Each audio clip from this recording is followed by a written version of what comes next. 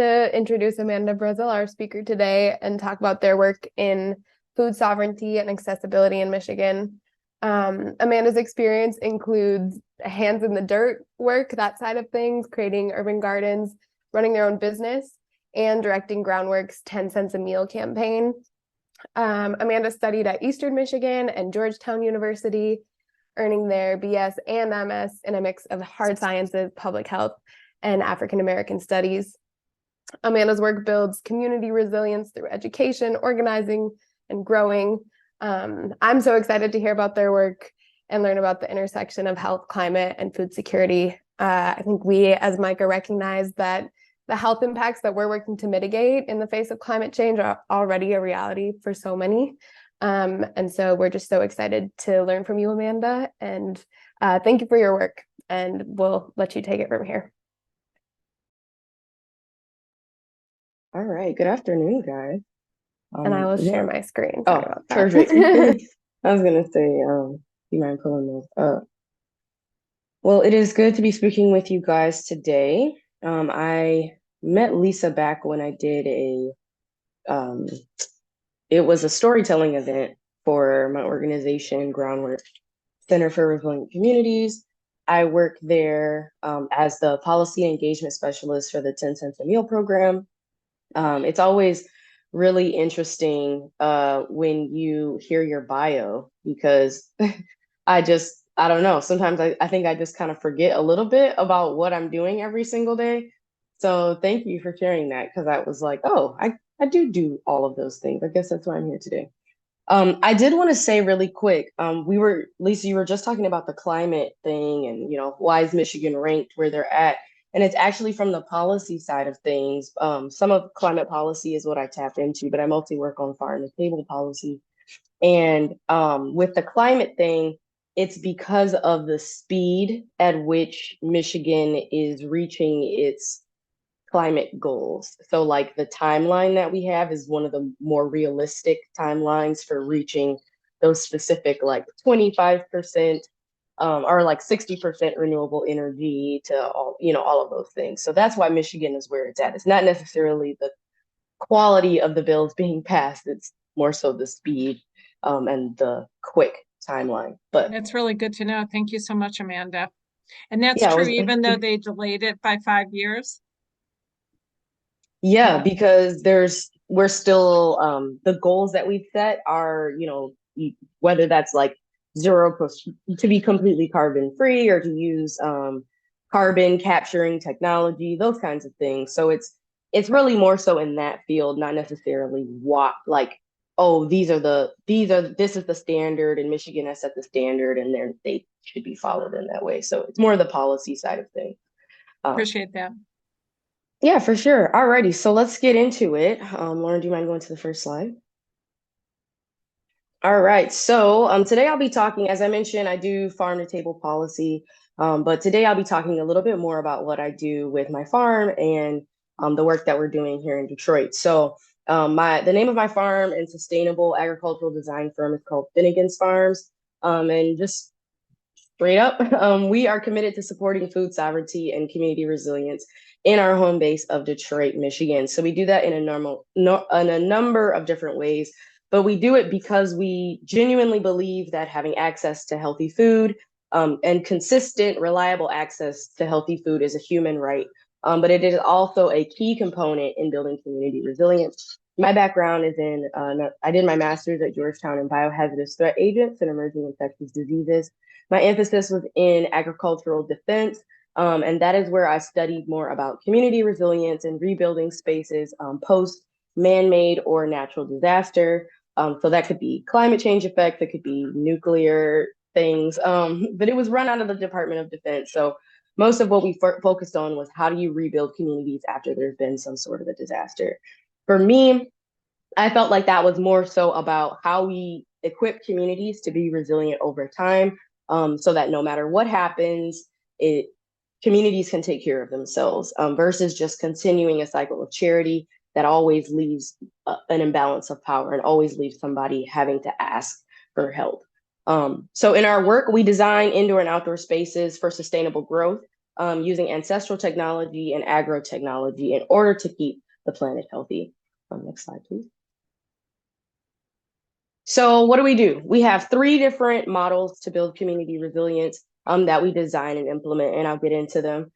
So each model can be replicated in any community, but I wanted to highlight this and say that it is imperative that the elements of each model are preserved and that the community receiving that care has helped shape the implementation and to what degree each element is used. So it's not just a blanket approach to community resilience. It's a community design, community sustained approach to actually giving communities the resources that they need. It's not what you would consider your typical disaster relief aid, where there's a set of rules that you follow, you go in and you do the exact same thing in every single place. This is more about cultural preservation and being able to provide people in communities there's things that they that are culturally relevant so that they can continue to live and thrive. So we do this by calling back to our ancestral history of creating community sovereignty while using resources and technology to create sustainable futures. Okay. All right, so in our work, there are 3 basic needs that we address. That can be access to food and or hygiene spaces. That's access to community space and or lodging, and access to skilled and or resources. So here are our models. What we have are our base camp, our intermediate camp, and our big camp. And I'll kind of talk more about like how those are formed. So in our base camp, it is a small scale community farm that we then equip with an off-grid neighborhood design hub, as well as a community kitchen and distribution center. So again, those elements can be designed in any way based on where you're at in your, where a community might be at. But these elements are still there so that there is still food, there's resources available, and then there's also skill building services as well as consistent food.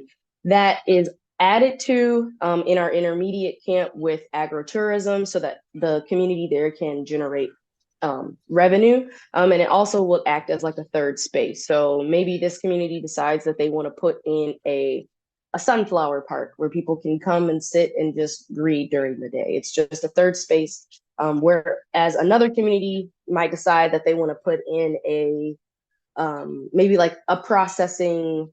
They maybe decide that they want to put up a small space where people can eat outside, but they pull food trucks up to that space. So now it's like an outdoor eatery in the neighborhood that folks can walk to and generate revenue in that community. Our big camp is what we do more so broad scale as a response to disaster relief.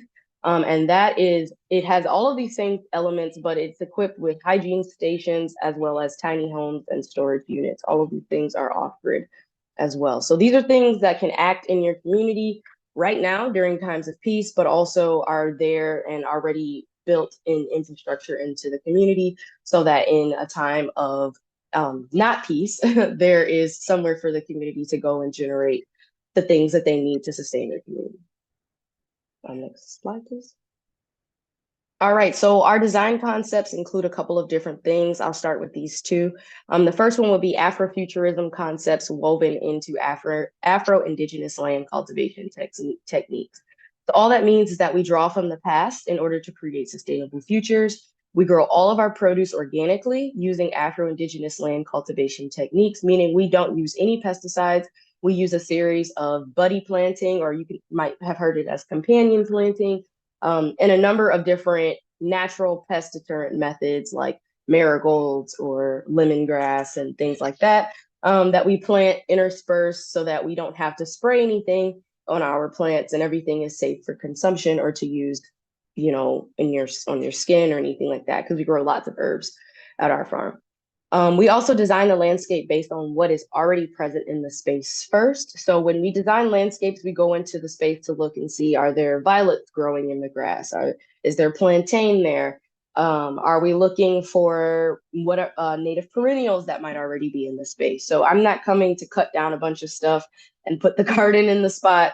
I'm going to look and see what you already have that might be an edible wild plant that's worth preserving. We've got lots of mulberries here in Detroit, and so we do a lot of like mulberry tree identification and things like that, because folks, they're during mulberry season, you walk down any sidewalk or alley in Detroit and there's tons of berries all over the place. So, things like that, where at certain points in the season, you might not know what that tree is. And it could get cut down, things like that. So we do a lot of native plant identification. On our farm, one of the bigger components to our farm is the small scale community farm. So in order to build community resilience, all of the community members have a say in autonomy and have autonomy in what is being grown on the farm. So our farm is in the Dexter-Linwood community, but we have designed these spaces all over Detroit.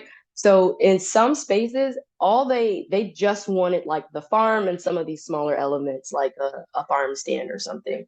But on our farm specifically, we have an herb laboratory area, and we grow flowers as well as food that goes specifically for community distribution. So our neighbors have asked us, have told us what they want us to grow. We grow that food and we put it on the farm stand free of charge. And that's how we break down that immediate barrier to food access. As I mentioned, we do grow herbs and flowers. Those are the things that we use to generate revenue. So we create value added goods, and we grow higher value spices like saffron, so that we don't have to charge for any of our food or anything like that. It's very cheap. One tomato is going to give you a ton of seeds, so you really don't. It's not like I'm having to rake in a bunch of money to be able to grow more tomatoes next year. And it's also, as I mentioned, community design produce. And then we also have a rainwater catchment system there, because we grow all of our food entirely without any water. So we use a series of growing techniques that allow us to preserve water in the ground. And then we have like a rain, we don't shield the farm from rain. So the rain comes in, and then we also have a rainwater catch that helps us to supplement when there is like drought, which happens pretty much like every other year. Okay, next slide. Our other three elements include our off-grid neighborhood design hub. So it's a solar-powered makerspace to be used to create and implement sustainable solutions to climate change and other issues that we face in real time. And it's on the ground community support. So it is solar powered. We use renewable energy in that space. It was acting as our processing space this past year, but we're actually building a woodcraft like tiny home on the space that will be our herb processing unit now. But what this space is now is like a workbench. All of our tools are battery operated. So we've got workbenches there, and we're able to just build our gardens and things like that. It's like our on-site work site. And then we also have a water filtration system that works through there, but we're going to be putting that onto our processing center in the spring. So I don't have to do it now, but in the spring I'll be moving some stuff around. We also, as I mentioned, have our food distribution that also goes along with our community kitchen. Our kitchen actually just represents a space where residents can meet, eat, learn, and create together. So we have an outdoor kitchen. We do open fire cooking. We just recently did like soup and cider, home, both from scratch out there, and anybody who came down could come get a meal, could come and eat. And that's what we do with the produce that residents might not necessarily eat, might not take off the farm stand because they don't know how to cook it. So we will just host classes where we talk about like how to prepare certain things, or, just quick things that you can make just from the garden. So the last part that we have there is our community time / climate archive. And so what we have here is a space where we have a real-time look at how climate is affecting the neighborhood and the farm, where we tally up by week the average like rainfall, what the temperature has been. And it's just an archive that's actually painted on the back of our shipping container here that allows us to just see how climate is changing over time. This year we got a ton of rain. Last year we got no rain. So just to be able to see the difference in just last year versus this year. And then also look at that based off of really big events that happened in the neighborhood, like maybe homes burning down, or neighbors moving out, or neighbors moving in. When does the grass get cut by the city, different things like that. So able to just monitor like what movement is happening in the neighborhood based off of what how hot it is outside or how cold it might be. So as I mentioned, in our different models that we create, each one incorporates a different combination of sustainable indoor and outdoor features. And we design these with multi-use in mind, to be used in communities in times of emergency or peace. Like for us, for example, we have our station is solar powered, but they charge up some solar generators. So if something were to happen, it would at least be a space where the neighbors can come charge their phones. And things like that. We hope to be putting out a refrigerator there that can also be powered in this way, so that should the power go out, maybe we could refrigerate people's medication, different things like that, that would just be of help within walking distance should an emergency happen. All right. So these can be customized to fit the needs of any community. So for an example, that might be a community garden and a safe space. It could also be food innovation stations where local chefs and local food converge. These could also be warehouses that are turned into self-sufficient food distribution hubs, solar powered base camp, like what we have, to be deployed in times of crisis that can also serve as a neighborhood pocket park. So just redesigning spaces throughout the neighborhood based off the needs of what people want. So on our farm, this is kind of small, but this shows the 4 city lots that we have right now that are currently either in development or being of use. You can see like we have our indigenous plants, our herb garden. We also grow textiles and dye products. So we create pigments and things like that. We weave baskets, stuff like that, that just kind of give people, we dye fabric. It allows people to just have another skill or like to be able to cultivate a hobby in a more sustainable way. We've got a couple of foraging areas because, as I mentioned, we've got lots of perennials here. We've got chicory, strawberries, blackberries, all kinds of things that just grow. Flowers and native plants. We also have sunflower, rose, flowers, other flowers, perennials. We also try to use every single part of every single plant that we have there. So if we're not going to use it to like weave a basket or something like that, we'll find another use. So like for our sunflowers, we take the petals and we turn those into pigment. We take the seeds and we save them. We either eat them or we save them for the next year. From the stalks, we actually will cut right before the root, and turn those into trellises, fences, little huts that people can come and sit in if they just want to like have a place to relax. And then the roots we leave in the ground so that we don't have to till every single year. We just in the spring come and pull up all of our sunflowers, and they also help to clean the soil. So that's just kind of like how we keep this regenerative method of farming and cultivating food going. Alrighty, so we want to talk about the community resilience aspect of it and why this really sticks out for us and why this is so deeply in our mission. So we really set out to call others to challenge the way we think about building community resilience and focus on providing sustainable community design and field solutions to the unique and sometimes shared problems that communities face. So through this, that's how we created our plan for building resiliency. Excuse me. So, as I mentioned, all of this pulls together, our Afro-Indigenous land cultivation techniques, but also renewable energy and things like that. So it's not just drawing from the past, it's also looking towards the future and how we can get there. So think, for example, like tent cities or natural disasters.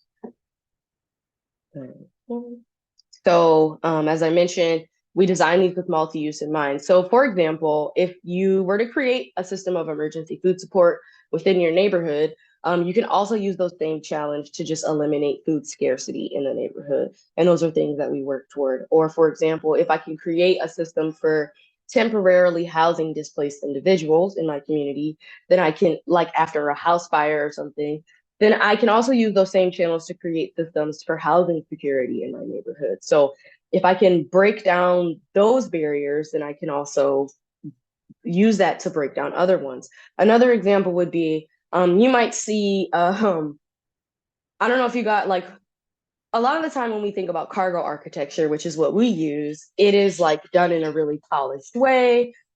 Sometimes those are like glamping experiences that you can go have in the woods, or they're like little communities that you can go visit for like weekends and things like that. And it's those spaces are beautiful, and we design things like that.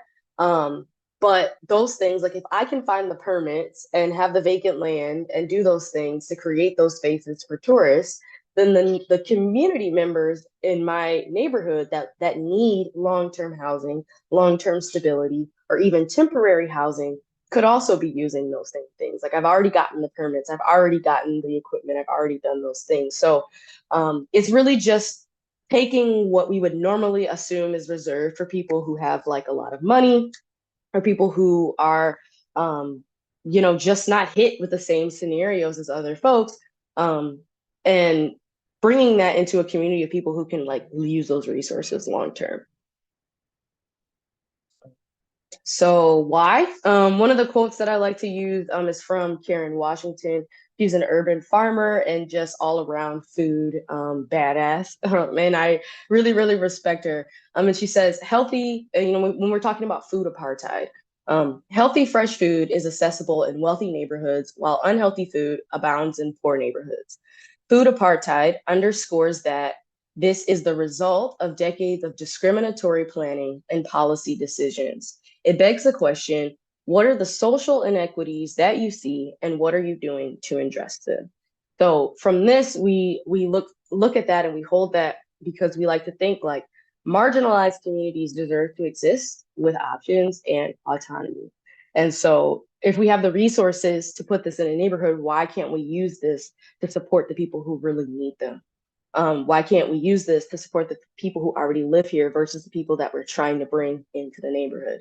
And when we're thinking about a place like Detroit, where there's, it's the largest predominantly Black city in the nation.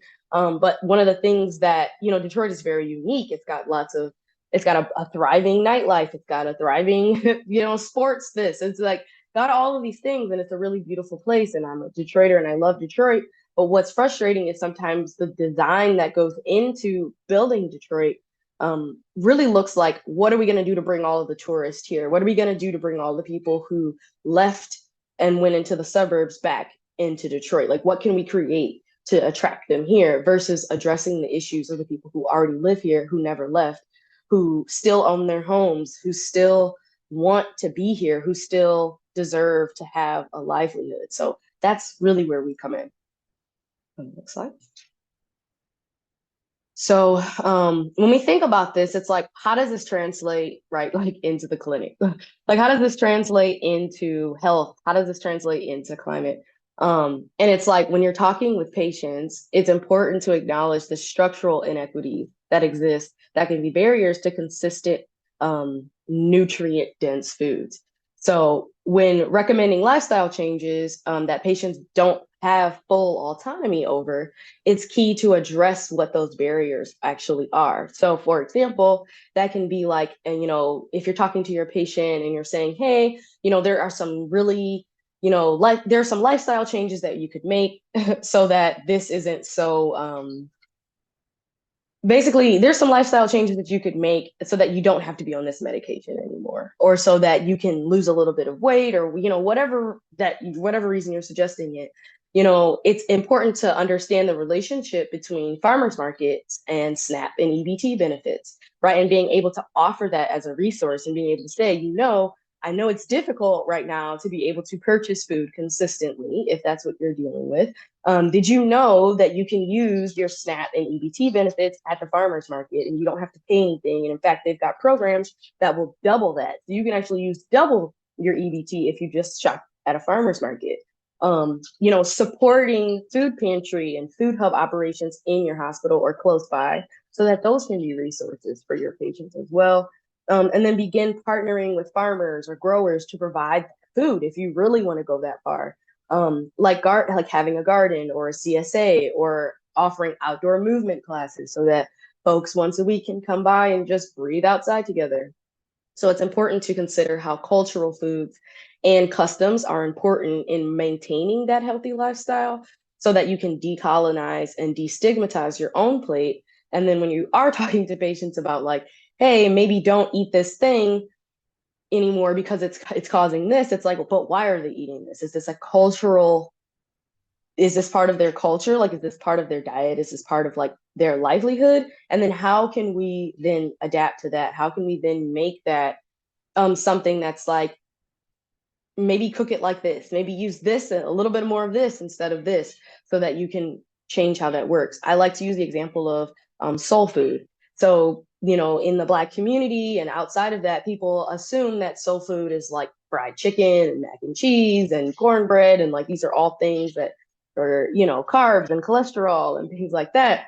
But it's actually like, once you remove meat from the diet, it's a predominantly vegan diet, mostly like the rest of the African diaspora. It's collard greens, it's sweet potatoes, it's using every part of the animal so that you're not wasting pieces of the food. So it's like looking at, it's rice, it's beans, it's those kinds of things. And a lot of other diets use those things, but unless we are able to decolonize and destigmatize like our own thoughts about what people's food might be and how that affects their lives, you would never know that like we cook collard greens for 4 hours typically or more, and we usually will put a bone of some sort because that makes the vitamin A in the greens more bioavailable. So like eating a raw collard green isn't necessarily the way to get someone more nutrients. It might be just listening to the way they cook it with onions and garlic, and that's an antiviral, right? So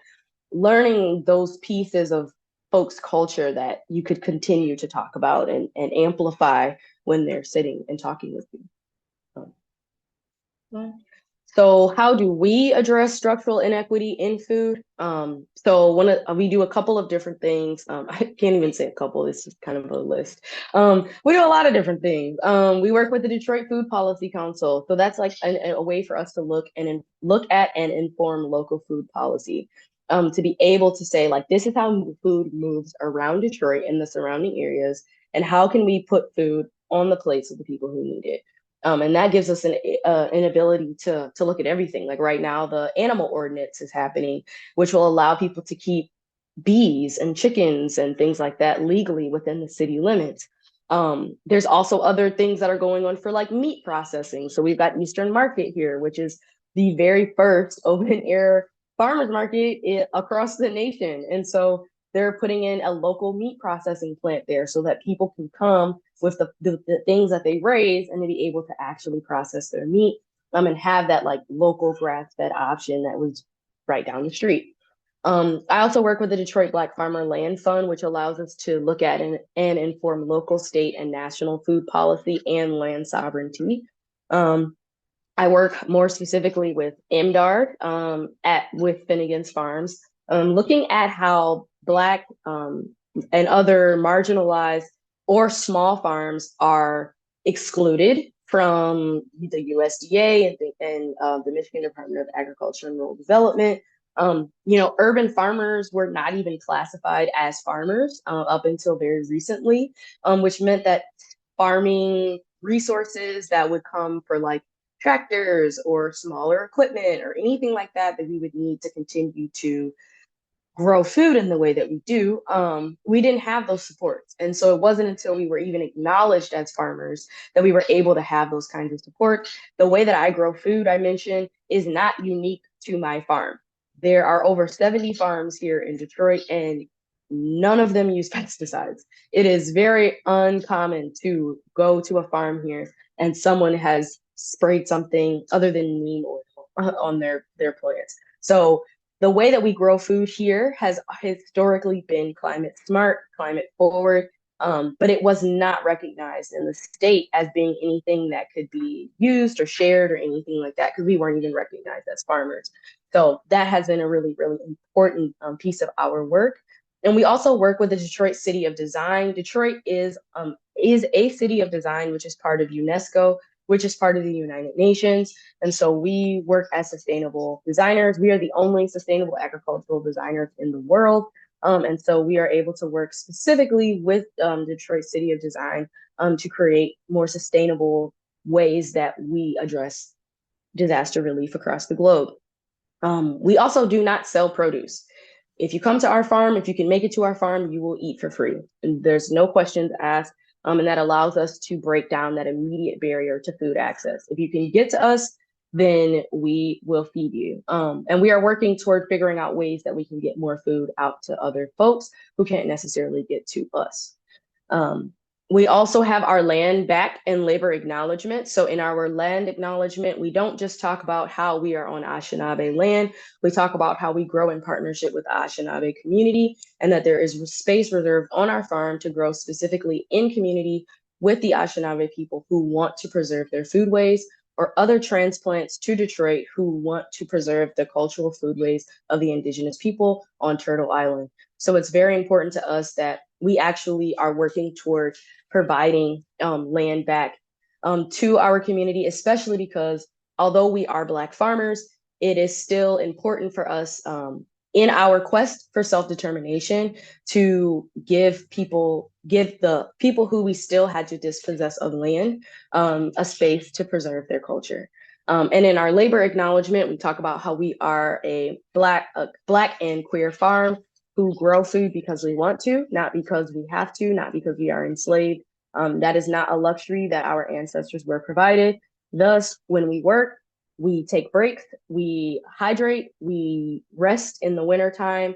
We actually take off completely. So from the winter solstice all the way into the spring equinox, we are closed for business. We do a little bit of designing, but we intentionally turn our work, especially on our social media, to amplifying the different things that can be happening during that time, like Black History Month and other liberation efforts. So we do not do any work during the winter time. That is our time to rest and return to ourselves and to plan for the future.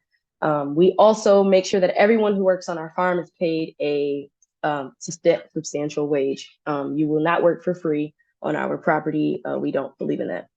And so we also, we build gardens, we build pantries, So we do garden builds and garden pantry sponsorships. So sometimes we do build gardens, we build gardens all over the place. And it might be in a neighborhood where everyone there has not been hit with hard times. So if we're in one of those neighborhoods, it's very likely that that community can purchase the supplies that they need for their garden. There's, no questions asked. Oh, here's the check, go to wherever you get wood from, just come build my garden. I just want it to look nice. And that's wonderful. But we also have people who just want a simple bed, but can't afford that. So we have something set up on our website where you can sponsor the materials for other garden beds, so that if we want to build a bed somewhere and someone can't afford that, then we can just pay for that. And because we would just give it for free, but building materials cost quite a bit. So we have a fund set up for that. And then we also have pantry sponsorships that we do more so in the wintertime. So if you want to sponsor a pantry full of food for a community, what we do is we do that, and then we take the funds and we will find, sometimes families will come to us in the wintertime looking for things, and we're not able to provide that because we don't have any food growing, but then we can provide them a gift card to like Meijer or whatever grocery store has the best produce in the neighborhood, so that they can go and grab food, no questions asked. Liberation is also embedded into our framework. So we stand to liberate our community, as well as communities across the globe who have either been dispossessed of their land or are being forcibly removed from their spaces, or not able to just live in freedom. And so we are very much so committed to liberating our community by means of food access, resource access, and stability in that way.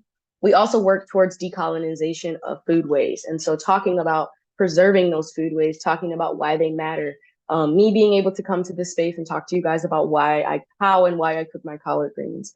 That's important work that we do to make sure that people are able to live in dignity and eat the things that they want to eat, and preserve their culture in that way.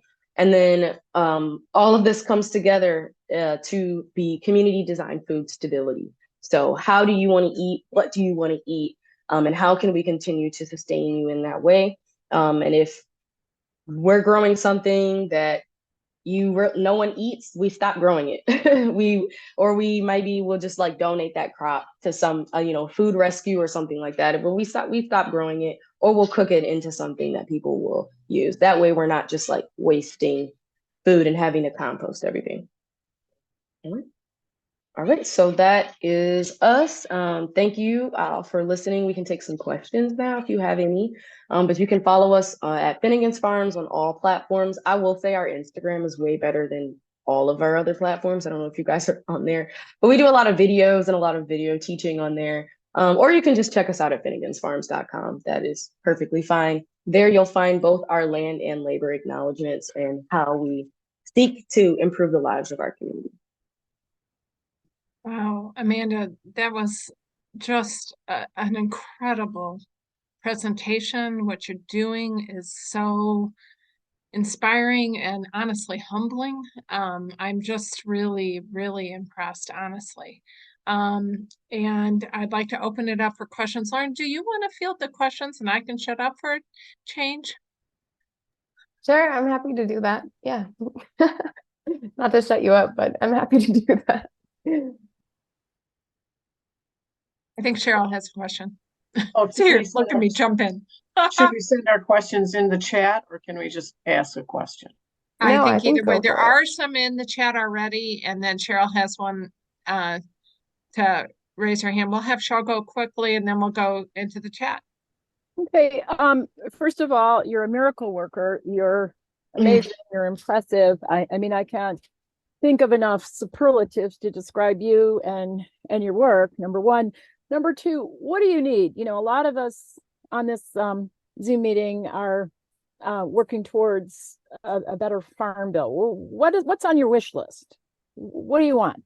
Not that I can give it to you, but you know, I want to know from people like you what it is when we go to Washington or when we write, letters to the editor, or when we, talk to our representatives. What do you need? I think it's really important for folks to continue to draw attention to the sustainable food system and like local food system that is being built across the state of Michigan. I think that our legislators don't quite understand how important it is because they see big box agriculture, they see, like it's kind of frustrating sometimes when they're like, oh, we've introduced this climate thing. But then when you look at some of the agriculture things, they've not changed the way that food is grown, right? Because agriculture is such a huge commodity here in Michigan.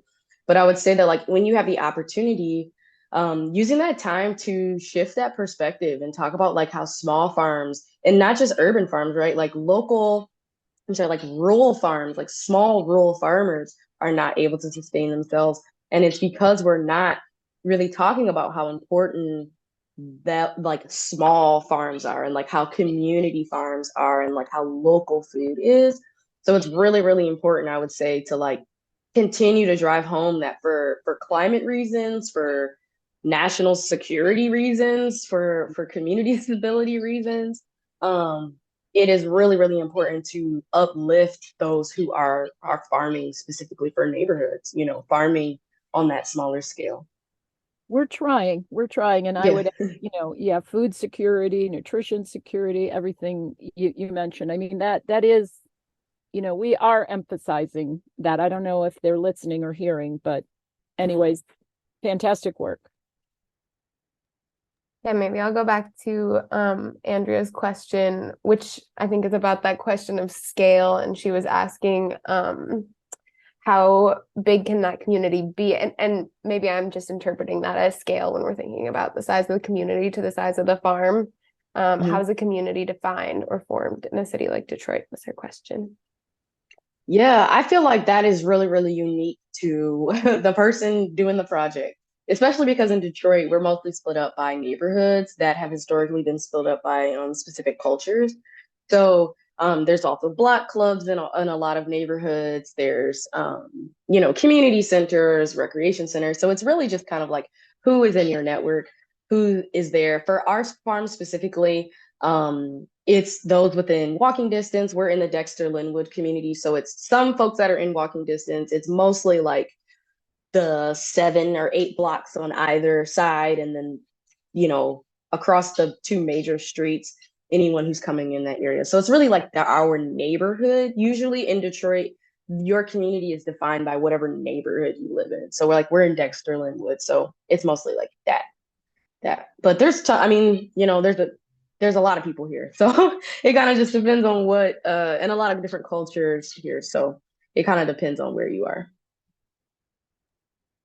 Awesome. I think kind of in this similar vein, Anel was asking about how Fennigan Farms originally started. So what was the land used for before the farm? How was it funded, and how did you choose the name? Are her questions. Yeah, so the name, it's our dog. Our family dog's name is Fennigan. So we just called it Fennigan's Farms. I like alliteration, and he's a therapy dog, so it just kind of fit. He's a sweetie. He goes everywhere. He goes to the hospital every weekend. So it was just kind of like we wanted to leave an impression in our neighborhoods of like, oh, Fennigan, like when it's like, oh, Fennigan was here. When he comes to the hospital, it's like, oh, the patients are happy and things like that. So it's like, oh, Fennigan's Farms was here. Like the community is happy, it's thriving. So that kind of thing.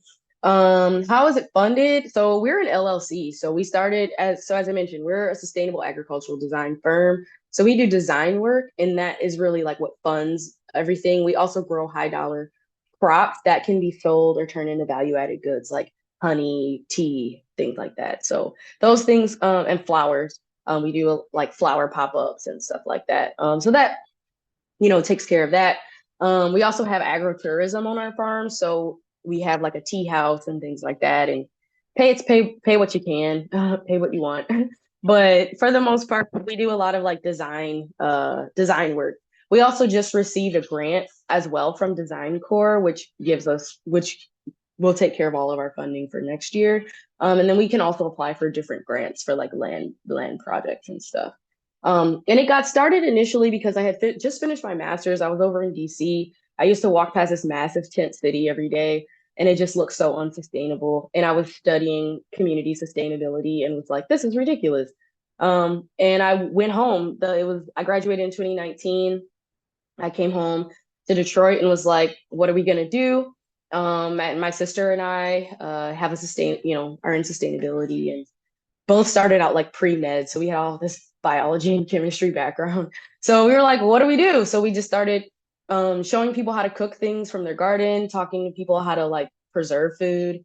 And we started designing gardens for people. And like one of our biggest builds was like over 100 feet of garden in the backyard for someone's backyard. And that like pretty much just like put us on the map here in Detroit as garden builders. And then yeah, from there and on, we've just been designing from backyard projects to things like for the city. It just depends on what we're doing. And yeah, that's really initially how we got started. And the land, because we did not have land established at first, we actually would just, if we had like a bigger build, we would ask people like, hey, can we just grow food here? Like, can we just grow food like in a little box here that we could distribute to the neighbors? Like in exchange for this, can we do this? So we started just like growing with the neighbors. We also had a pretty big garden like on our homestead as well.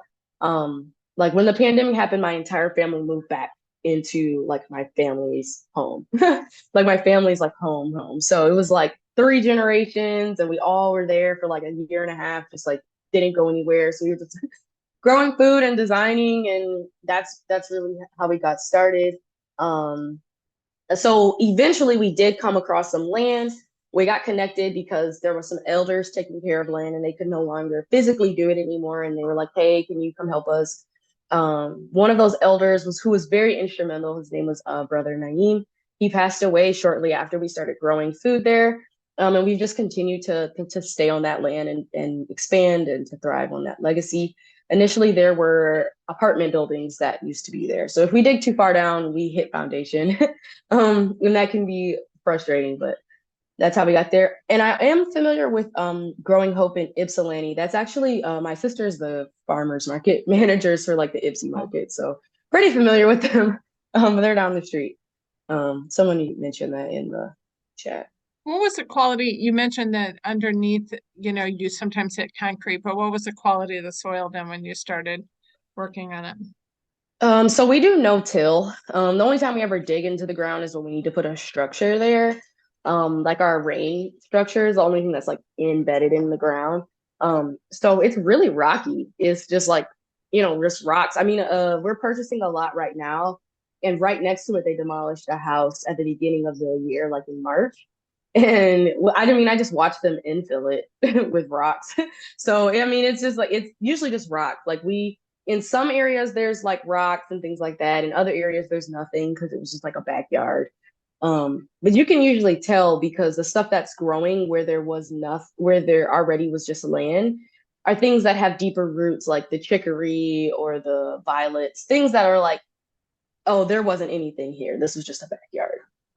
But yeah, in other spaces, like we can throw sunflowers on top of them and they grow really well. And you don't have to worry about it. But yeah, just yesterday I was planting tulips and hit a brick and was like, oh, I guess I'm not planting a tulip here. Boy, that has got to be a huge challenge, but I'm sure the quality of the ground will improve over time as Oh yeah. as you utilize it. Lauren, I know I'm not trying to block you off, but I know you have another meeting in a couple minutes, right? Yeah. Yeah, I'm gonna head off right now. Thank you so much, Amanda. I'll let Lisa take over the questions. If you guys have Sure. time to talk about, I don't know if you've ever collaborated with any healthcare providers or community health centers, but if you guys get to that question, I'd love to have somebody let me know. So thank you Okay. so much. And Yeah. I'm sure I'll connect later. Bye. Hi, Lauren, thank you. Yeah, for us, we went as far, like we've worked with like food prescription programs. Like folks have reached out to us to ask if we could like supply food for that or something like that. But for the most part, no. But we have been asked to like design spaces for things like that. That could be functional, that are maybe like medicinal gardens and things like that. So we've designed stuff, but never like have like continued to like grow produce or something that's going to continue to go to a clinic. Nyana has a question, and then I have one too, but maybe other people do too. Go for it, Nyana. Hi, Amanda. Definitely want to thank you today for being our speaker. This was very insightful and definitely learned a lot. I'm originally from Massachusetts and moved to Alabama. So I love just learning more. And this was awesome. My question would be, I know you said you serve several communities as far as blocks. What would you say if you had to estimate the number of people you probably serve like yearly? I would say roughly like 50. Say about 50. Our neighborhood is like the only where we have our farm is the only street that has no speed bumps. And it's because it's mostly demolished homes or like vacant. It's like mostly vacant land. Almost like more than over an acre of just vacant land as far as you can see. There's a few homes, and then there's like homes that are vacant. We do have a large homeless population in that neighborhood, and so a lot of those vacant homes are filled with folks that don't have sustainable housing. And so those might be rotating, depending on like if that home gets raided or if it burns down or if it gets demolished. So a lot of the time we're serving people who literally are living on the street or like living in their car. So it's hard to estimate, but there are 12 families that live on that block, like in different areas that actually like live in the home or like documented like homeowners or renters. And then most everyone else in the homes around that you will run into are, for the most part, homeless or housing insecure. And that really just changes, like there was a family that was coming for a while. They had been living in their car. And now I don't see them anymore, but that might just be because they finally found housing or, maybe they're in a shelter or something like that. Amazing work. It's 12:59. I guess we have one new message here. I think everybody just genuinely appreciates everything that you're doing. Do you ever do people come on tours at all to your garden? Yeah. This year was a little bit different because we had a huge design project that we were undertaking. So we pretty much like we shut down like our community programming. We still like did food and stuff, but we didn't have like events until this past like week or so. But yeah, in the spring we'll definitely be having tours. As I mentioned, we just put in a ton of tulips, so please come see them. But yeah, we do all kinds of tours and just events that will happen in the spring, and they're seasonal things that happen. Yeah. Cool. And then you guys are the ones that actually do the farming. Other people, you don't have a community garden per se? What do you mean? What do you mean? Where people come in and have a plot and grow their own stuff. Oh, no, we don't have that. We do have some garden beds, like some old garden beds that like if a neighbor wants to grow in them, we let people grow in them, but we don't like rent them out or anything like that. Just curious. Mhm. Well, listen, it's tremendous work. Anybody else have one last question before we end? Just huge thank you. I got your note, Anil. I agree wholeheartedly, and we will be back in contact, no doubt, Amanda, because I think we have so much to learn from you about and on many different levels, not just, the food and how it connects with health, but and how to grow it, but also your really thoughtful way of connecting with your community. It's really groundbreaking, no pun intended. And we all appreciate it very, very much. Thank you. Yeah, absolutely. Stay in touch, stay connected. Yeah, I would say we mostly update everything on our Instagram. We're like, I think we're technically zillennials. We're not like millennials. We're like the mixture of the two. So like we're mostly like on social media and try to keep up there. But yeah, definitely follow us along and come taste a visit. So Nyana is our social media guru, and I'm not on Instagram, but she's on Instagram, and she can maybe take your stuff and put it on our platforms that the old people kind of frequent, Okay. like Okay, Facebook. cool. Yeah. And, Facebook. and Yeah. Twitter. We update Facebook. My sister's more of a Facebooker, so I'll let her know that we need to Okay. tap back into that market. Thank you. Thanks to each of you for being here today. Really appreciate it. We all learned a great deal. Yeah, sure. It was nice to meet you guys. Nice to meet you. Thank you.